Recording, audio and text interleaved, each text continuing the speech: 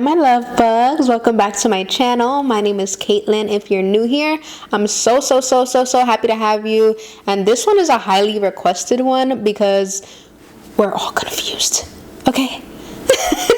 And I think that it's important that we have the conversation about it so it's less taboo and less confusing, and we can all kind of share our experiences and our thoughts together in this little beautiful community that we're creating. So it's very important. We're talking about dating. Ciao. Lord, okay, I'm not dating at the moment, but I have had some experience and I have a very particular opinion on it, and I don't even like the term dating, but we about to get into it. So if this is for you, if you are like me, we're single, I'm about to be 30, unmarried, no kids, living life with Jesus. That's what I'm doing. So let's just hop right into it. There's so much to unpack here. First of all, I want to say a very important thing. There is absolutely nothing wrong with being single. There's nothing wrong with being single. There is beauty in singleness and there is beauty in marriage. You are no less than, you are no greater than anybody in any regard, but especially not based off of your marital status, for sure. So I want us to rid ourselves of that and the societal norms that we have to be by our 30s, we should have been married with kids and doing all the things, because that's something that I've struggled with, that I struggle with, honestly. But once you really are firm in the belief and the knowing that God got you, and God is always good. He's good even when he doesn't call you to marriage. He's good even if he sees the desires of your heart being marriage, and then you don't become married. He's good even then.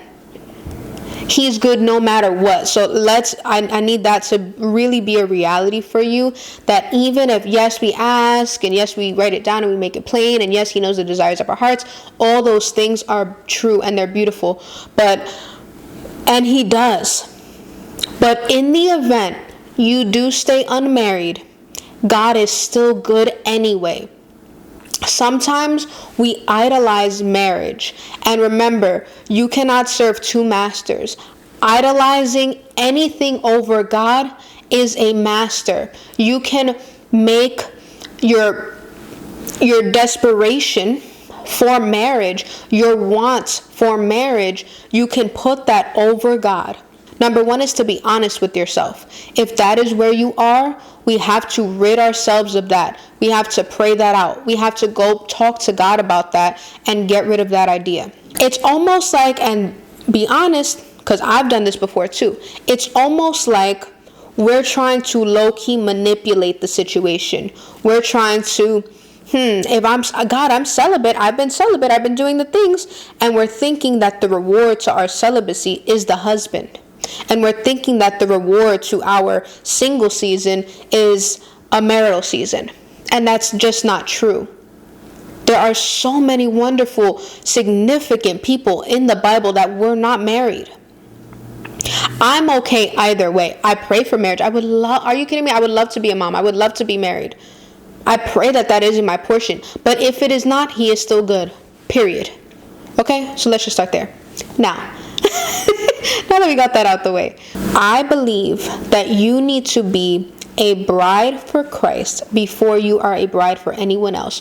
Your relationship with God, and it's such a beautiful time to have. Like, in your singleness, you can really hone in on that relationship with God. Like, is you and him locked in? Sometimes when you throw marriage and kids and other things into the mix, you can get a little distracted, right? Things can be a little bit harder to keep up with that relationship, just to have as much time, right? Because sometimes you just get busy, like you have kids to worry about, and you definitely can make time. But I just say that your time is more free as a single person. That's just the truth, so in that time, what a beautiful season it is that you can really devote that time to Christ. Like, that's gorgeous. Like, that's gorgeous. That's glorious. That's such a beautiful time to be a part of. And even in isolation and all those seasons that you're in, like, you really develop that relationship with him, and that's really beautiful. So let's not forget about the beauty in that. Here he go, start walking around. Here he go. Lord.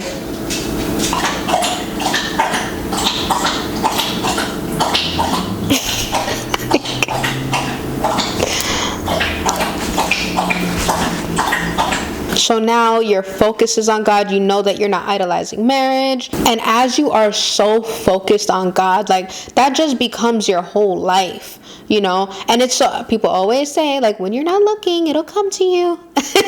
And it sounds so cliche, but it's really, really true. It really is true. The man that I desire is a leader, is a man of Christ. He is equally seeking and is on as fire for Christ as I am. Right? And maybe he's just not ready yet. And God is preparing him, but he's also preparing me to be a good helpmate. Because the person that's for Caitlin is going to be a leader. Right? He is going to be the head of the house. Right? I am from his rib. I am his helpmate. That's who I am to him. Right? I'm his partner, and there are certain characteristics that I need to possess as a married woman, and to be capable to be his wife. And he needs to be pruned also so that he is a proper leader, so that I can submit to him. Do you understand? Like, so God, everything is intentional. This season is intentional. And if this is your season, and if this is in your portion, singleness, then that's okay too. But if you are to be married, God will make a way. You don't have to join any, and listen, you do what you want. But I'm just not in the space for dating apps and stuff, but I'm not seeking anything out. I am literally solely focused on God. We're talking about a healer. We're talking about like a miracle worker, a supernatural God. And he will ordain anything. If you're meant, you don't gotta do much. Your man will come to you. Please don't seek out that man. Please don't go and maybe I'm gonna hit him up, or he's fine, let me go up to him. Please. You are a woman and you stand in your feminine and your things. That man, let me tell you, back in the days, okay, in the Bible, they was fighting. David fought Goliath for Saul's daughter. Are you joking me? You know that saying, like, when they know, they know? Facts. When they know, they know. And there are so many people, and we are in a different age, and it is more complicated, right? It's not like they'll work for 7 years in order just to get us, and we're in a different time. But there's also the saying, like, you won't find your man being at home. But you don't have to do too much either. Like, you can be at work, you can be walking your dog, you can be at the grocery store, you can be in Target, you can be on Instagram, like you can be on Facebook, you can be, I don't know, in the park doing something. You can be at Starbucks, I don't know. If it is for you, he will order it. 100%. You will never miss anything that's for you, especially your husband. He could be at church. Put yourself in church communities. Attend different events. Do things that are rooted in Christ. You don't want the man that you meet at the club. At least I certainly don't. How is that man going to lead me and my household? So be intentional about the things you do, the places that you go, but know that this is a supernatural God. Our little puny brains cannot understand that, but he will order it. You can go to the gas station and that man that low-key is your husband, you don't even know it yet, you was just pumping your gas or something. I don't know. But I know that he will make a way. You do not have to go chasing no man, Lord. Please, I rebuke that. Okay? So yeah, we're not chasing. Like, that man will come to you, and then talk, be friends, get to know the person on a friend level, like very much a friend level. Go out and do like friendly things. Like, you can be in group settings, like go to each other's churches, or like go to the park and like have a dog date. If you have a dog and he has a dog, like get the dogs together. Like, if he has friends, hey, meet my friends, I have this part, my friends are doing this event, would you like to come? Things like that. Make it friendly. Get to know this person in different arenas. But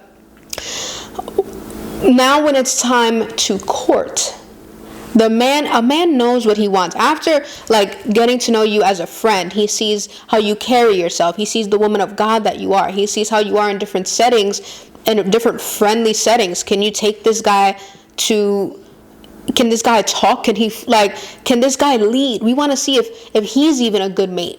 If he's a good leader, not just because he's fine. Can he lead you? If you have a family, can he lead your family? You know what I mean? Get to know each other, like, genuinely. And if that's your person, then it will be. If it's not, then it won't be. It really be like that. Obviously relationships and everything is hard, but you're just getting to know this person, Then whenever it is time and he chooses to court you, you accept. Now you guys go on dates and do things, and he should be pursuing you. Like, it is a pursuit. A man wants to pursue a woman, especially a man of God, especially a leader, especially these things, right? And then you have those very intentional conversations, like that you're intentionally courting to marry, right? You are waiting to have sex until marriage, and these things, like, when I first started this journey, it sounded outlandish to me. I have always been very lustful. I've always done my thing, so me not having sex until marriage sounded like a crazy, mind-blowing concept that I literally could not understand. Now, that is the standard. It's not even a question. And if I don't get married, the truth is I will never have sex again. That's facts. It just is what it is. I hope you enjoyed it, homegirl. It's just facts. So, and he has to be clear on that. And if this is your man, if this is a man of God and this man is to be your husband, that he won't even blink an eye at that statement. He will respect you. You belong to Christ. He has to go through the Father to get to you. Your fruits will allow people to hold you to a different regard. So if they see that you are like that, if a man sees that this is how you carry yourself as a woman of God and you're not to play with, he's not going to play with you. And if he does, it's just not the man for you, and it's quick. I went on a few dates with this one guy, right? Fantastic guy. If I was still in the world, he would have been awesome. We had great dates, and he was really super cool. But I knew that he wasn't truly a man of God. His mom is Christian. He grew up in a Christian household, but I didn't believe him to be a man that could lead me. That doesn't mean he's not a great guy. He's a fantastic guy, and he's going to make somebody very happy, but I knew that he wasn't my husband, so I had to cut it, right? You have to be honest with yourself. I could have stood talking to him, and I could have gotten the attention. I could have gotten some love. I could have gotten some, just some quality time. I wouldn't have been so bored. My phone wouldn't have been so dry. But I know I'm not playing about God, and I'm not playing with me. So if this person isn't for me, it has to go, right? So I think setting a standard. No, we are not having sex till marriage, and then whatever standard that you guys as a couple set, or as a courtship, as a boyfriend and girlfriend set together, right? But even prior to that, just dating, like me personally, I'm not going to be dating multiple people, and that's, I think, what society has deemed dating. Like, oh, I'm on dates with him, and I'm outside with him, and we dating him, and I'm talking to him, and I'm talking to him. Like, I think that it's important to be intentional. Yeah, you can have fun, but I think the worldly view of what fun is in dating is like, oh, it's just a free meal, and I'm outside, and he's taking me here, and I could eat with him, and I could eat with him, and whatever, and may the best man win. And a lot of people have that perspective, and I'm not mad at it. I just think that whatever I've been doing for the past 29 years hasn't worked, and I just want to do things God's way. And he don't give you a manual of how to date, because boyfriend, girlfriends wasn't even in the Bible, if we're being quite honest. But times have changed, and I know a man's not just going to meet me and be like, marriage, will you marry me? And I'll be like, he's tripping. I don't even know this man. But, get to know someone on a friend level. That will speak volumes to who this human being is. Like, who is this human? Read the Bible together. Like, get in your words together. Like, be intentional about the things that you do. Have phone conversations. Like, is he asking deeper questions, or is it just like, what are you doing? What are you doing? What are you doing now? What are you doing now? Please spare me. Be super intentional and stand your ground. Think about the traits of Jesus. Jesus stands on his word. Jesus is kind. He has a very powerful, of course, presence, but he doesn't raise his voice. He got frustrated with them, but he's not like, and like cursing at them and being nasty. He's not like that. That's not his character. Why would you ever be with a man that speaks to you like that? And by the way, with this whole dating thing, it is completely irrelevant about this man's finances. I'm going to tell you that right now. This man, and maybe it's because I feel like I'm really separate from the world, but I know, like, material things, you guys got to read Ecclesiastes. It basically is talking about none of this matters. Not the money, not the wisdom, not the nothing. Basically, his whole thing is, King Solomon is, eat good food, be surrounded by good people, and all the things, right? That doesn't mean you and this potential man are going to live in a box, right? Your faith in God will not even consider that. But that also doesn't mean that this man has to be a millionaire. That doesn't mean that this man needs to make high six figures. That's not true. There are wonderful men that are making an average salary and are true men of God and want to lead and want to be in ministry and want to serve. Is he a good servant? Is he a good steward? Who is this person? What is his heart posture? God will take care of the rest. You don't have to worry about that. I don't want to go on a steak dinner, on a steak date. I done did all that. I went to all the nice restaurants. I did all that. Did all the flashy stuff. I don't want to do that. Let's go on a hike. Let's have a picnic. I love me a picnic. Let's have a picnic. Bring our Bibles and talk about the word. Let's go to a coffee shop. Let's see if we can even have conversation. Like, there are so many steps. So be honest with yourself. Be intentional about this. There's no rush. We're only of the essence. God is not. I'm talking about my biological clock is ticking, right? Do y'all know Sarah in the Bible? She had a baby at like 90 years old because God promised her a baby. Be okay with it happening and okay with it not happening. But date intentionally. Have fun. It doesn't have to be super serious. I'm not saying that you need to be like super duper serious, right? I'm saying go out. Be friends. Be friends. Let this guy go let this guy find you. Let this guy seek you out and court you. You don't have to do too much. A man, we're talking about a man, like a real man. But nonetheless, you have to be honest with yourself. This should be a fun experience. But mostly, I'm telling you, this is just how I feel. Like, if you're focused on Christ, that man gonna come. And if he not gonna come, that's okay too. But if he does, you'll be able to weed out the ones that are not. You know how many Christian men pretend that they're really devoted to God and they're really not? They're trying to test you. They're trying to get in your pantalones. You know, like, for real. Like, but if you're solid in your stuff, you're not easily manipulated. You're not easily deterred. Like, that's something quick. You nip that in the butt. Okay, it was nice. You know, like, I'm quick. Okay? I'm quick to know, like, if you're trying to play with me and I'm really not having it because you really not like that. Yeah, we're going to talk about God. Yeah, we can laugh and joke and have fun because I'm mad silly. You know, like, we're having fun and we're getting to know each other. But the basis is the same, is that any foundation I have, whether it be platonic, romantic, anything, is going to be based on the solid, firm foundation of God. That relationship will be founded on God. Like, it's God, and then now we can have a relationship because I'm building on that. Do you know what I mean? Like, in every regard. So stay solid, happy getting to know people, but stand on business. I always say this, like, stand on business about God. Stand on business about him. Marriage is not something light to play with. I've had the experiences, right? I'm not talking as a late teens or an early 20s. Like, I'm 30 years old. Dating looks a little bit different for me. And I'm super young still, but I did all the things already. I have great friendships. I have great church community. I have a great support system. You know, like, everything's great. I have a great home life. I'm a true woman of God. I'm a great depiction of God's grace. All I'm saying is that I'm fulfilled. Do you know what I mean? Like, I'm fulfilled. He would be an addition, right? And I know that. I'm not desperate. I'm not idolizing marriage. And I'm not praying and praying and praying. And that's my only prayer every day. And I'm just praying about it. Like, where I'm obsessing about it.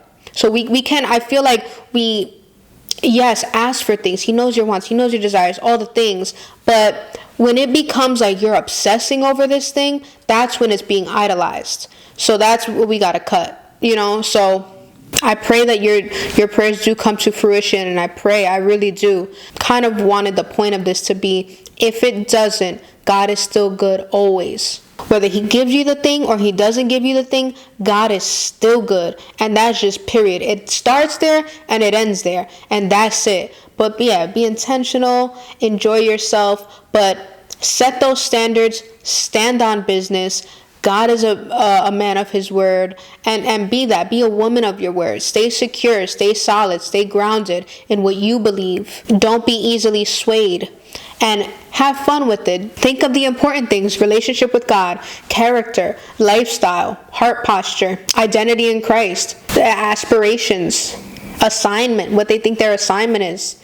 Do you guys mesh? It's really that simple. And if it's not, then okay, just remain a friend. That's why you start as friends. And it'll be much easier. I don't need to go out on dinner dates just because I want a free meal. I could get my own free meal. I'm okay. Or not free, but I could get my own meal.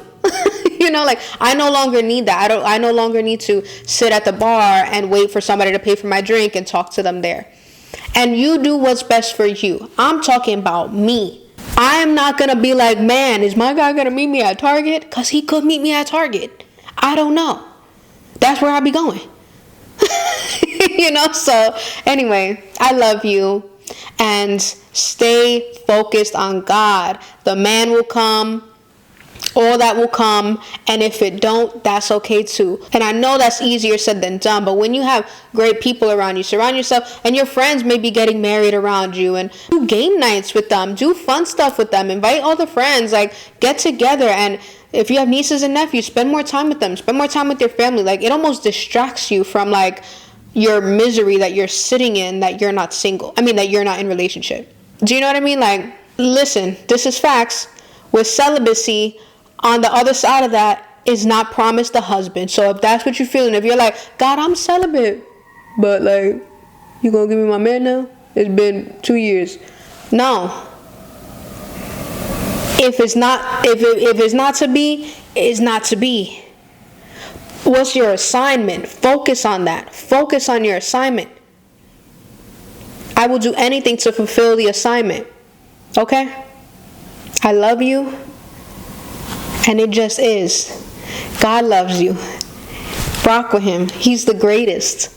Okay? I love you. But yeah, I hope you meet a great man. I hope you meet a great man and have babies and other things. If that's what you want. And if that's what God has for you. I love you.